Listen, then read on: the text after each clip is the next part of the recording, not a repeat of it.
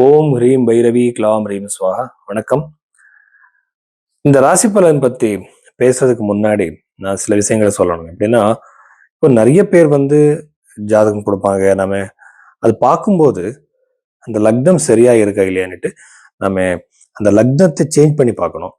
அது சேஞ்ச் பண்றது அவர் கொடுத்திருக்கிற பர்த் டைம் வச்சு நம்ம பண்ணக்கூடாது.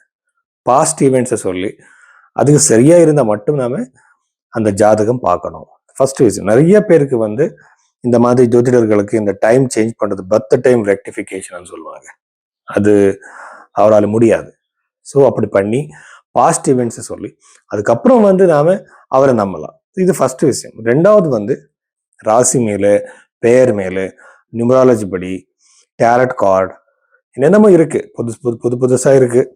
அதெல்லாமே நம்பக்கூடாது. எப்படின்னா, வேதிக் அஸ்ட்ராலஜி, பாமிஸ்ட்ரி ரெண்டு விட்டா வேற விஷயத்துல, வேற ஜோதிடத்துல வேற என்னென்ன பద్ధதி இருக்கு, அங்க எல்லாமே இந்த ரிசர்ச் நடக்கல.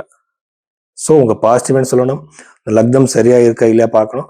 பரிகாரம் சொல்லும் போது புரஹத் பராசர ஓரா சாஸ்திரத்துல அந்த கிரந்தத்துல என்ன எழுதியிருக்கு, சிம்பிளான பரிகாரம். இப்போ ரொம்ப கஷ்டத்துல இருக்கிறவங்க எப்படி காஸ்ட்லியான பூஜை எல்லாம் பண்ணுவாங்க, காஸ்ட்லியான ஜெம்ஸ்டோன்ஸ் போட்டுக்குவாங்க இல்லையா.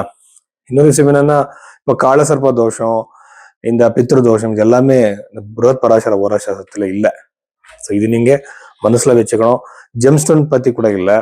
ஸோ இது எல்லாமே ஒரு பிசினஸ் ஆயிருக்கு. ஸோ உண்மையான ஜோதிடத்துல சிம்பிளான ரெமெடிஸ் இருக்கு. மந்திர ஜபம், தானம் மாதிரி. அதுக்கப்புறம் எல்லாமே சேஞ்ச் பண்ண முடியாது, மாத்த முடியாது.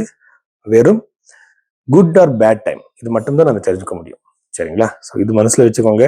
இந்த மாதிரி ஜாதகம் பார்க்கறதுக்கு ரொம்ப டைம் வேணும். ஸோ அனாலிசிஸ் பண்ணணும். ஷோடச வர்க்கம்னு சொல்லுவாங்க, டிவிஜனல் சார்ட்ஸ் சொல்லுவாங்க. எல்லாமே பார்த்து, கைரேகையெல்லாம் பார்த்து, பிரச்சனை கோண்லி பார்த்து ப்ரெடிக்ஷன்ஸ் கொடுக்கணும். ஸோ அவ்வளோ ப்ராசஸ் லென்த்தியா. இதுக்கு பேஷன்ஸ் வேணும். கஸ்டமருக்கும் பேஷன்ஸ் வேணும், சொல்றவருக்கும் பேஷன்ஸ் வேணும். எப்படின்னா, ஒரு நாளுக்கு ஒரு 5 ஜாதகம் கூட சொல்ல முடியாது. ஸோ அவ்வளவு டைம் எடுத்துக்கணும் இது. ஸோ அதனால பைரவி அஷ்டகை நீங்க கனெக்ட் பண்ணுங்க, உங்க ஜாதகம் பார்த்து ஸோ என்னென்ன இருக்குன்னு நாமே தெரிஞ்சுக்கலாம். துலா ராசி 2026 February 8 அப்புறம் 8ஆம் தேதிக்கு அப்புறம் இந்த துலா ராசியில பிறந்தவர்கள் என்னென்ன விஷயங்கள் இருக்கு நம்ம பார்க்கலாம். இந்த துலா ராசிக்கு அதிபதி சுக்கிர கிரகம் ரொம்ப நல்ல ஸ்தானத்துல இருக்கிறது. ஆனா அஃப்ளிக்டட், இந்த ராகுவோடு சேர்ந்து ரொம்ப அஃப்ளிக்டட் ஆயிருக்கு. ஆனாலும் கூட ஸ்டூடெண்ட்ஸுக்கு ரொம்ப நல்லது. இப்போ காம்படிட்டிவ் எக்ஸாம் நீங்க எழுத போறீங்க, அந்த மாதிரி காம்படிட்டிவ் எக்ஸாம்ஸ் இருந்தா அங்க சக்சஸ் கண்டிப்பா இருக்கு. நீங்க ஏதாவது ஒரு புதுசான ஜாபுக்காக நீங்க இன்டர்வியூ கொடுக்க போறீங்க, அவருக்கு சக்சஸ் அதிகமாக இருக்கு. நீங்க நேசிச்சவரை, சில பேருக்கு தூரமா இருப்பாங்க, சில பேர் அவர் வர்ற சான்சஸ், திரும்பி வர்ற சான்சஸ் அதிகமா இந்த துளாராசில பிறந்தவர் இருக்கு. இதுக்குன்னா துளாராசில ராசாதிபதி சுக்கிரனா இருக்கிறார். அவர் ரொம்ப ஒரு சீக்கிரமா ஒரு காதல விழுந்துடுவாங்க. ஸோ லவ் பண்ற நேச்சர் அவருக்கு ஆட்டோமேட்டிக்கா வந்துடும் சின்ன வயசுல இருந்து. ஸோ அந்த மாதிரி இருக்கும்போது அவர் தூரமானவர் மறுபடியும் வர்ற சான்சஸ், திரும்பி வர்ற வாய்ப்பு அதிகமா இருக்கு. அதுக்கப்புறம் சதுர்த்த பாவம் நம்ம பார்த்து அங்க இருக்கிற குஜகிரகம் இருக்கிறதுனால அவருக்கு ப்ராப்பர்ட்டி வாங்குற யோகம், வெஹிக்கல்ஸ் வாங்குற யோகம், வீடு வாங்குற யோகம் எல்லாமே அதிகமாகவே இந்த துளாராசில பிறந்தவர்கள் இருக்கு. நவம பாவத்தை பார்த்தா அவருக்கு ஏதோ ஒரு தூரத்துல இருக்கிற ஒரு சக்திசாலியான ஒரு கோவிலுக்கு நீங்க போவீங்க. இதுக்கு அதிகமான சான்சஸ் இருக்கு.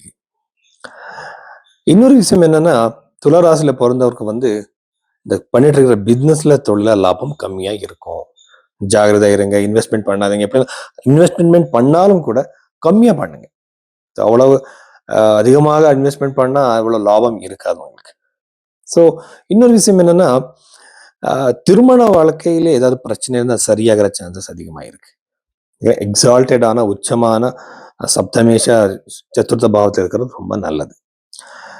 திருமண வாழ்க்கை மட்டுமில்லை, கல்யாணம் ஆகிற சான்சஸ் கூட அதிகமாக இருக்கு. இதுக்குன்னா நவம பாவத்திலே குரு கிரகத்தினால பார்த்தா கண்டிப்பா இவருக்கு கல்யாணம் நடக்கிற வாய்ப்பு, என்கேஜ்மெண்ட் நடக்கிற வாய்ப்பு. சில பேருக்கு எப்பயோ பார்த்துக்கிட்டு போயிருப்பாங்க, அவர் திரும்பி வர சான்சஸ் அதிகமாக இருக்கு. வெஹிக்கல்ஸ்ல போகும்போது ரொம்ப ஜாகிரதா இருங்க. இதுக்கு என்ன, சதுர்த்த பாவத்தில் குஜகிரகம் அவ்வளவு நல்லது கிடையாது. ஜாகிரதையா இருங்க. எப்பவுமே நம்ம ஜாகிரதையா இருக்கணும். இந்த டைம் பீரியட்ல கொஞ்சம் அதிகமாக ஜாகிரதையா இருங்க. இன்னும் நம்ம வந்து சனி கிரகம் வந்து மீன ராசியில இருக்கிறது வந்து கொஞ்சம் ஹெல்த் பிரச்சனை கண்டிப்பா கொடுக்கும். யூசுவலா bones, muscles related issues, nervous related issues, skin related issues கொடுக்குற சான்சஸ் இருக்கு. ஜாகிரதையா இருங்க. ஆனா ஃபைனான்சியல் கெயின்ஸ் இருக்கு, ப்ரோக்ரஸ் இருக்கு.